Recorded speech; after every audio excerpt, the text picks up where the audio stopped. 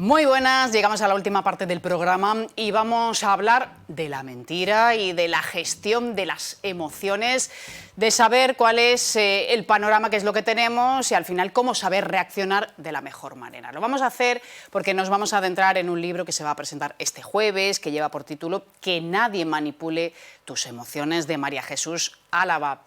Hola, muy buenos días, María Jesús, ¿qué tal? Muy buenos días, Eva. Encantada de estar con vosotros. Igualmente, muchas gracias. Un libro muy necesario porque la mentira hoy en día más que nunca está muy presente y al final no se rechaza, ¿no? Es algo que incluso se promociona. Efectivamente, fíjate, una de las grandes reflexiones de este libro es que la mentira ha dejado de tener consecuencias negativas y que hay personas que te dicen, oye, ¿no estaré yo haciendo el canelo? Es decir, el mundo realmente es de los que mienten. Estoy yo aquí intentando decir las cosas con la verdad, me están tomando el pelo. Bueno, este es uno de los grandes dramas. En este momento somos una sociedad donde la mentira ha dejado de tener consecuencias negativas. Esto es algo muy grave porque a los niños desde pequeñitos se les dice que no mientas y precisamente vemos la sociedad en la que estamos inmersos, que lo que triunfa precisamente es todo lo contrario. Instas a que no seamos ingenuos, pero ¿cómo podemos trabajar frente a personas que son expertas precisamente en esto? Fíjate, lo primero que tenemos que empezar es a ser conscientes de que este tipo de personas existen. Es decir, hay personas que se sienten superiores, hay personas que son insensibles, hay personas que no tienen empatía, hay el típico narcisista, que es el 6% de la población, que es una barbaridad. Y lo primero que tenemos que hacer es ser conscientes y luego de verdad coger y cuestionar un poquito. Cuando algo te resulte extraño, decir, oye, ¿qué está pasando? Y digo cuando nos resulte extraño porque la mayoría de las veces, al principio, en contra de lo que la gente piensa, no detectas cuando te están mintiendo. Más del 50% de las mentiras pasan desapercibidas. Pero lo importante, una vez que te des cuenta al menos, es que la mentira tenga consecuencias, que la persona que directamente te ha mentido en algo, que sepa que a partir de ahí pierde por completo tu credibilidad. El problema son las mentiras que nos vienen desde fuera. Las mentiras, por ejemplo, que atrapan a muchas personas, las mentiras con las que inundan a la juventud, a los adolescentes, que ahora mismo son los que más nos vienen a consulta, son los que tienen muy poquitos recursos y la verdad es que ahora mismo es tan fácil, es decir, incluso se está utilizando, digamos, principios de la psicología para manipular las emociones. Y esto es especialmente grave y tendremos que estar como muy atentos y saber, cuando sientas de repente, cuando sientas como una especie de montaña rusa, de repente me siento muy bien, me siento muy mal, ¿qué es lo que está pasando? Seguramente lo que está ocurriendo es que te están manipulando, que te están mintiendo y que te están utilizando para conseguir fines que no son los mejores para ti. Claro, cuando te has dado cuenta a veces es demasiado tarde, ¿no? Te encuentras ya en un proceso más complicado. El halago podemos decir que es un poco la puerta de entrada. Sí, sí, Eva. Estas personas son muy hábiles. Primero buscan muy bien a sus víctimas, no buscan a personas, digamos, egoístas, personas con una cierta dureza. No, no. Buscan a buenas personas. Y a veces se confunde lo de buena persona con la ingenuidad. Pero siempre la entrada es la misma. Nos halagan, nos dicen que qué maravilla habernos conocido. Y una vez que bajamos las defensas, a partir de ahí han encontrado una puerta de entrada, empiezan a buscar un poquito nuestros puntos débiles para manipularnos, para utilizarlos, para chantajearnos en un momento determinado. Cuando veas que alguien te empieza a adular mucho, ten cuidado. Las personas, digamos, como más normales, no tienen necesidad de sobreactuar de esa manera. Cuando alguien está haciendo eso, probablemente es porque busca algo por la puerta de atrás que lo va a conseguir en el momento en que te confíes. Bueno, aquí hay una señal que nos puede poner en alerta, pero claro, hay muchísimas más. ¿Cómo nos defendemos de estas personas? ¿Cómo ponemos límites? ¿Cuáles son los que nos podrían ayudar más? Tenemos que poner unas líneas rojas muy claras que además sean muy tajantes. Es decir, la primera línea roja es no me faltes al respeto. En el momento que me faltas al respeto una vez, lo vas a hacer más veces. Además, faltar al respeto es, oye, deja que yo me exprese libremente lo que quiero poner. Y después siempre tiene que tener una consecuencia. La consecuencia es, mira, a partir de este momento en que has abusado de mi confianza o que veo que me quieres manipular, lo que voy a hacer es que te voy a alejar.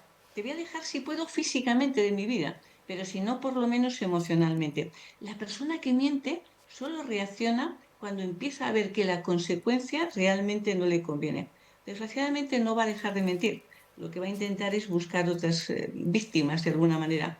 Cuando veas también que alguien te intenta interponer contra otra persona, ¿no? Cuando veas que te intentan alejar de tu círculo más cercano, cuando te empiezan a hablar mal de tu entorno, en ese momento se te tienen que activar las alertas porque probablemente estás ante una persona que no solamente te miente, sino que está intentando manipularte. Y lo primero que hace quien te manipula es que te aísla de tu entorno para debilitarte, para llenarte de inseguridad, para que sientas en ese momento más dependencia de esa persona. Y ahí son los primeros síntomas que tenemos que empezar a actuar. Después nos suele costar muchísimo más. Después incluso a veces se necesita ayuda profesional. Ujú. Sí, en muchos casos. Decías, los adolescentes son los que tienen más riesgos y que nosotros, bueno, los padres, los hemos fragilizado. ¿Esto por qué?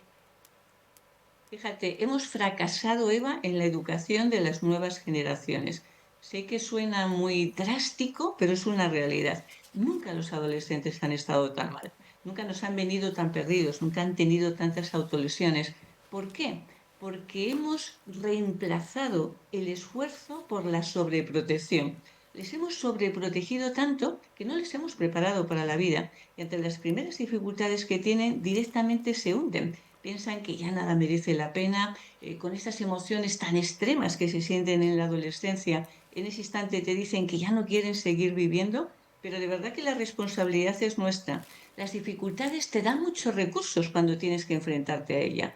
Tú no puedes ante la mínima dificultad que tenga un niño coger y obviarlo o intentar solucionárselo. Si tiene una dificultad en el colegio, tendrás que hacerle pensar qué le pasa a tu compañero, qué le pasa a tu profesora. Lo que no puedes hacer es ir al colegio para pelearte con el padre o la madre del niño que tenga dificultades o con el profesor o profesora que en ese momento le esté poniendo determinados límites a tus hijos.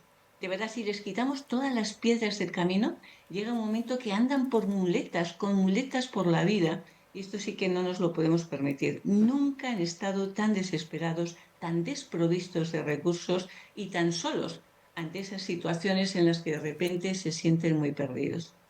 Es muy curioso cuando da la sensación de que precisamente los padres están más pendientes de su educación, de su bienestar mental, interior y precisamente por ese exceso, pues al final está muchísimo peor. Claro, fíjate, Eva, que una persona que yo siempre he admirado muchísimo en educación, Josefina Aldecoa, decía que nunca los padres han estado tan preocupados por la educación de sus hijos, pero nunca han estado tan perdidos. Este es el gran drama, que queriéndolo hacer bien, Mm. en este momento están cometiendo unos fallos que tienen unas consecuencias dramáticas a veces en la vida de sus hijos. De verdad, prepararles para la vida es ayudarles para que se enfrenten a ella, es darles, infundirles seguridad y confianza en sí mismos y no intentar, como decíamos antes, ir Mm. quitándole todas esas piedras del camino. Prepararles es creer en ellos Mm. y creer en ellos es decirles lo que pueden hacer, que piensen, que reflexionen, que tengan una actitud crítica ante la vida, que no se crean todo lo que realmente tienen, pero que siempre, siempre sigan confiando en ellos.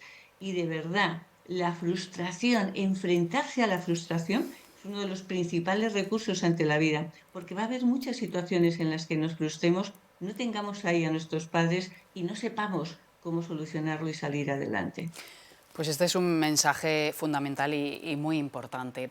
Se habla mucho de salud mental cada vez más, es un tema que está en el ojo público, pero claro, en contrapartida nos da la sensación de que se invierte poco, ¿no?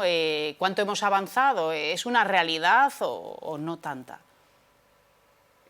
Tienes toda la razón, Eva. Se habla mucho, pero se invierte muy poco. Cada vez necesitamos, especialmente desde el COVID, más ayuda para tener una buena salud mental. Y no vamos bien. Es decir, fíjate que no hemos mejorado. En España, por ejemplo, tenemos un tercio de los psicólogos y de los psiquiatras que necesitaríamos en comparación con Europa. Tenemos 6 psicólogos por cada 100.000 habitantes en lugar de los 18.000.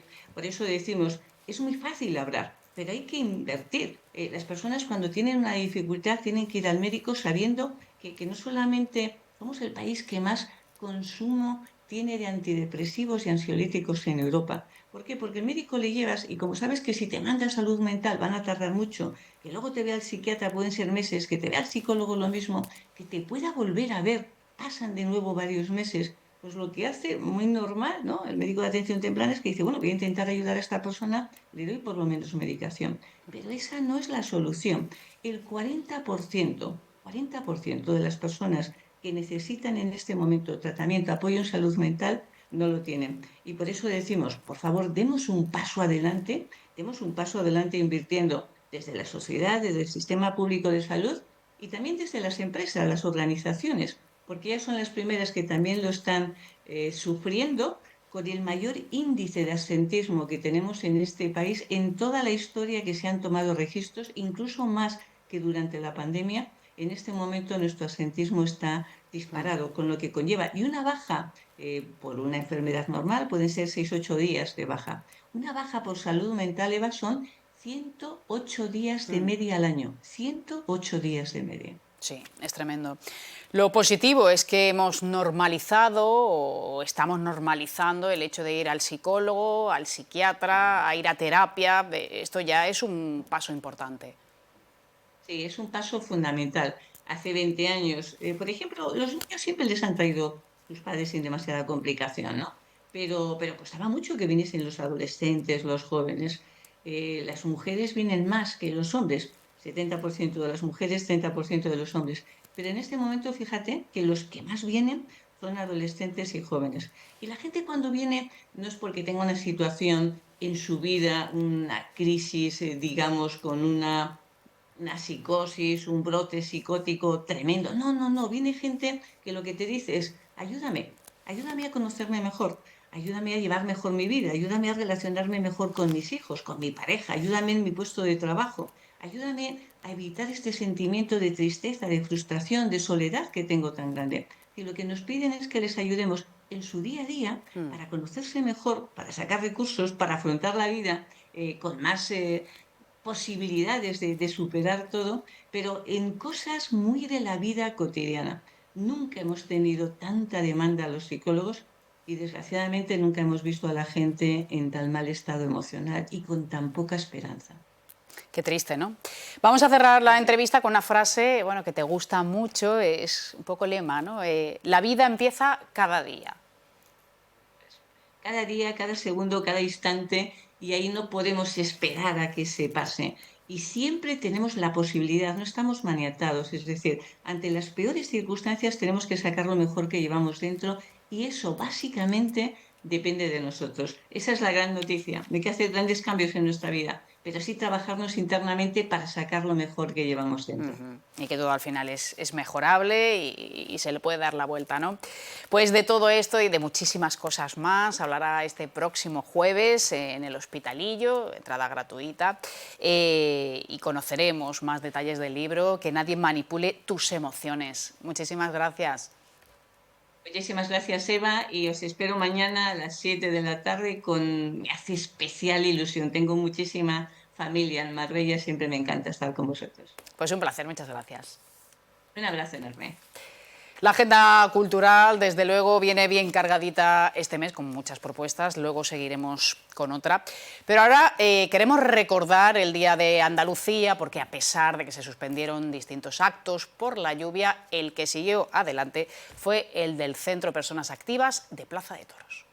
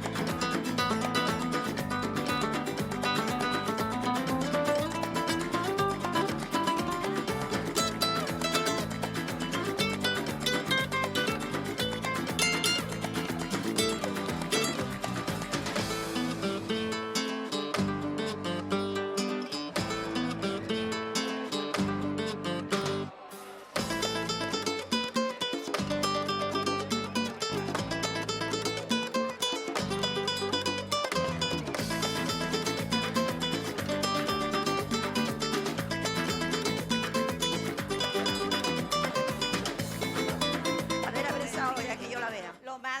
La mala suerte hoy es día, pero bueno, el agua hace falta.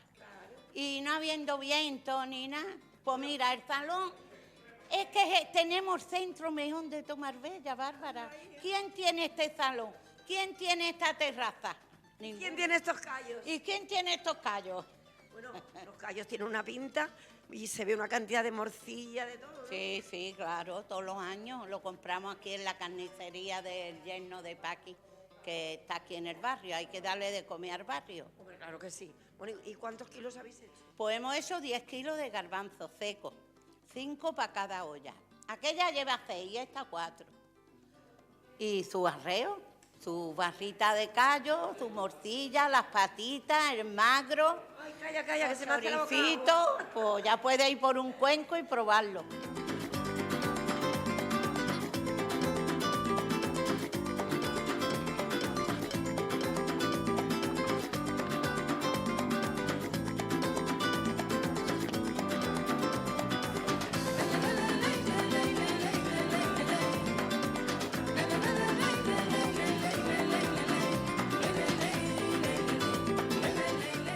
Muchísimas gracias, lo primero de todo, por acompañarnos y sobre todo por estar aquí en los centros de mayores, que es un día que todos celebramos, bueno, pues con el corazón.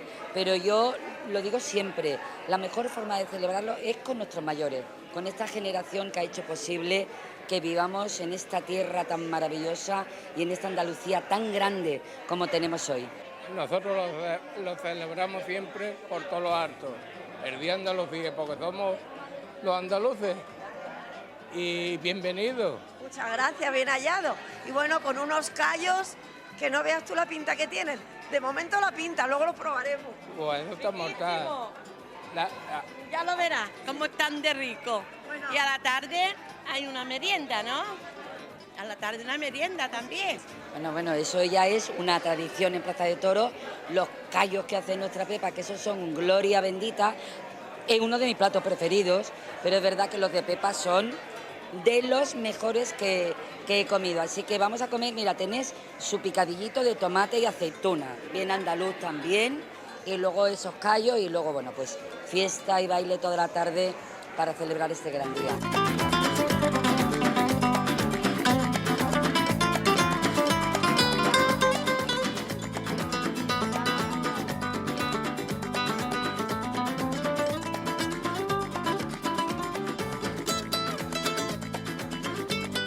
Claro, y como hoy está lloviendo no se puede ir una a la calle, hay que estar aquí.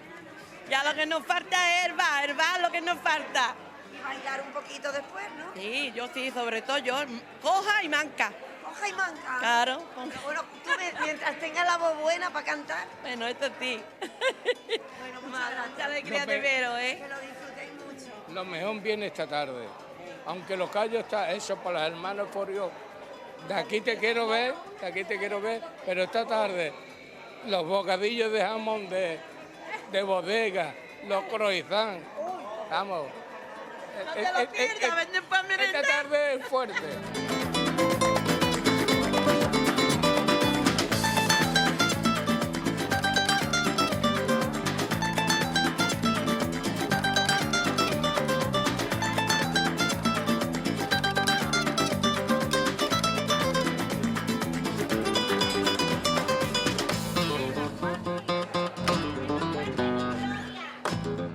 Decíamos, la actividad literaria estos días es extensa. Acabamos de hablar de un libro que se va a presentar el jueves en el Hospitalillo y vamos con otro. En este caso es un libro de relato que lleva por título La belleza de las vacas. Se dará a conocer este viernes en la Biblioteca Municipal. Es obra de un profesor de filosofía del Instituto Cilniana y son relatos, él dice, nada edulcorados. Ahora vamos a saber por qué. Vamos a saludar a Guillermo. Hola, muy buenos días. Buenos días. ¿Qué tal? Muy bien, muy bien.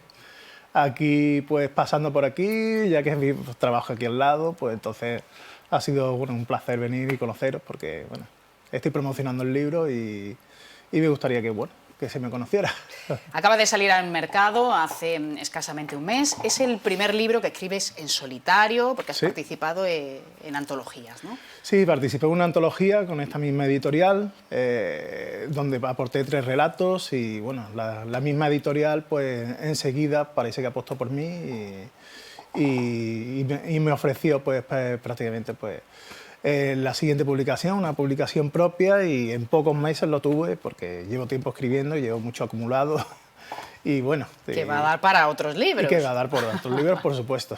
Ya hay más preparado. Bueno, tus relatos hablan de temas muy diferentes, muy variados, no tienen nada que ver uno con el otro, ¿no? Y tú dices, no utilizo la vida real como otros autores, ¿no? Que dicen, bueno, esto está basado en mi experiencia, en lo que hago, en lo que hace mi vecino. Tú no. No todo. No todo, es decir, la ficción precede a todo. Es decir, yo puedo coger algún elemento de la vida personal, de la vida propia, incluso de la vida de alguien que me rodea. Lo que pasa es que a la hora de ponerlo en papel ya cobra vida propia. Ya no, en muchos casos ni se asemeja a los personajes o a los hechos que han sucedido, porque un poco pues entran en una trama donde yo pues un poco pues trato de que tenga un equilibrio propio, y ese equilibrio propio forma una unidad, y esa propia unidad es la que trato de transmitir. Entonces todo está subordinado a una unidad, ¿vale? ¿Qué temas son los que más te interesan? ¿Cómo te vamos a conocer un poco a través de estos relatos? Pues es la vida misma. De hecho, yo cuando presenté el libro en la editorial no sabía muy bien qué hilo conductor tenían. De hecho, pensaba que prácticamente tenían bastante poco, pero la propia editorial me dijo que sí, que encontraba una serie de similitudes entre los relatos. Son relatos algo crudos sobre la vida, finales inesperados, muchos tienen una especie de doble trama, en la que pues, cuando uno está leyendo el relato, de hecho pues, me ha sucedido con las personas que han leído ya el libro, me han estado comentando que no se esperan muchas veces los finales porque tienen que leerlo una segunda vez para saber que hay una trama superficial y después otra que tienen que releer para darse cuenta que sí, que efectivamente había una trama profunda y que esa es la que ha llevado al final, a la conclusión, y que muchas veces no está a la vista. ¿Y desde fuera cuál es ese hilo conductor? Pues claro, es difícil decir porque son relatos muy diferentes. Yo, por ejemplo, tengo hasta un sofá que cuenta su vida, ¿no? Hasta, por ejemplo, la vida de un alcohólico, o la vida, por ejemplo, una especie de western pequeño, muy concentrado, ¿no? Entre el bien y el mal, un poco donde se desarrolla la trama entre el bien y el mal. Y hilo conductor, pues pueden ser quizás que los personajes tienen una especie de vida de la que ellos mismos no son conscientes. Es decir, que muchas veces las conclusiones parece que los propios personajes hasta se sorprendan, igual que el lector. Y lo que pasa es que no lo hago como una especie de castillo de naipes, me sale un poco solo. Es decir, que hay una serie de fuerzas que están moviendo a los personajes en una dirección y al final pues la conclusión pues, es la que tiene que ser. Y me lo dicen hasta los lectores que hasta ahora me han leído, me dicen, no, es que es de verdad, es que tiene que terminar así, ¿no? ¿Quién te ha dicho que tus relatos son como una torta? ¿Una torta? Una torta, o sea, como si te dieran una torta cuando lo terminas. Ah, sí, bueno, algunos que me han ido leyendo, yo también llevo tiempo, bueno, he estado en ciertos talleres literarios, ¿no? Y en esos talleres pues uno desarrolla pues, bueno, técnica, ¿no? Pero siempre me han dicho un poco que mis relatos pues son una especie de... son duros en el sentido de que, sí, me di cuenta de que esto le pasaba un poquito a Flannery O'Connor, ¿no? Una autora norteamericana que decía que si sus relatos no se traducían en una bofetada al lector, pues no había conseguido su objetivo, ¿no? Sí, no y yo a aportaban. veces sin quererlo, digamos sin buscarlo, al final acaban siendo un poco así. Sin hacerlo a propósito, ¿no? Sí. Es inevitable poner de uno en lo que crea, en lo que escribe, eres profesor de filosofía, ¿hay algo también rondando tus textos? Sí, seguro. Sobre todo esas tramas existenciales, ¿no? Yo he pasado por muchas etapas como lector, ¿no? Y creo que mi etapa existencialista, ¿no? ha quedado un poco ahí en el fondo, pues grabada, igual que otras tramas. No es un libro propiamente filosófico, ¿sí? Pero sí en el fondo pues da un mensaje sobre la vida que sí tiene una distancia sobre ella, ante ella. Y eso es propiamente filosofía, ¿no? Claro. Es decir, pues mirar la vida desde un ángulo determinado, ¿no? Y tratar de contarla desde ese ángulo siempre y ser fiel a ese ángulo. ¿Y por qué la belleza de las vacas? Pues tuve dudas en el título porque es el título de uno de los relatos. Me planteé, por ejemplo, en el otro libro que publiqué, que es una antología, que tengo 3, me dijeron, bueno, tienes que dar un título a esos 3 relatos. Me pareció un poquito chocante, quiero decir, porque cada relato tiene una vida propia y es muy difícil enmarcarlos con un título. Entonces escogí uno de ellos que la propia editorial me dio un poco la pista y me dijo que dentro de esos relatos duros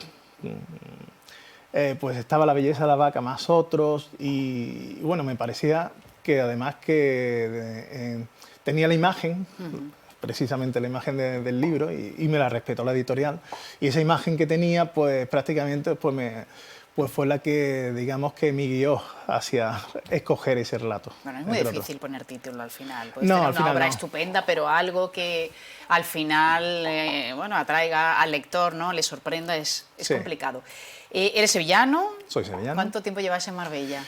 Vivo en Mijas. Lo que pasa en Marbella soy profesor de filosofía, estoy por la zona y de hecho el año pasado estuve en otro instituto de aquí, en Río Verde, este año estoy en Cilmiana y llevo por la zona, pues llevo desde... Profesionalmente pues, desde 2008, ¿vale?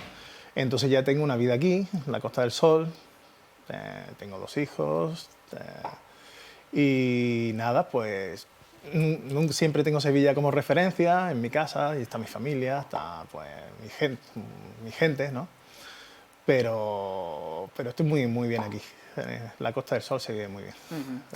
Pues vamos a conocer este libro de relatos, decíamos, este próximo viernes a las 6:30 de la tarde en la Biblioteca Central. Pero bueno, antes me decías, tengo relatos escritos muchísimos que bueno, pues se convertirán al final en libros, ¿no? Sí. De hecho, presenté algunos otros relatos, porque esto un poco ha sido al final el libro es un montaje que hace la editorial un poco con lo que yo le he enviado. Y había relatos que yo pensaba que iban a salir, otros que pensaba que no iban a salir, pero fuera. Creo que su criterio ha sido un poquito la extensión, porque tenía otros relatos que eran bastante más largos, ¿vale? Y no lo han querido incluir, hablándome un poquito del formato físico, más que del contenido, o más que de la estética de que pueda tener el relato. Y nada, pues me parece bien porque, bueno, han querido... Es un libro algo breve, pero y aun siendo algo breve tiene 17 relatos. Es decir, y que parecen, todo el que lo ha leído dice que le parecen mucho más largos de lo que parece. ¿Y la novela para cuándo? La novela está en curso. El siguiente que saldrá será otro libro de relatos y la novela será la siguiente, con toda seguridad. Pero andas en ello también. Sí. Bueno, la novela son ya palabras mayores. Bueno, a todo me atrevo. Bueno, pues que vaya muy bien, que funcione muy bien este libro de relatos y bueno, pronto el siguiente seguro. Guillermo, gracias. Muchas gracias a ti. Gracias. Bueno, pues con esta pincelada cultural ponemos fin al programa de hoy. Mañana nos encontramos a partir de las 10. Feliz tarde. Adiós.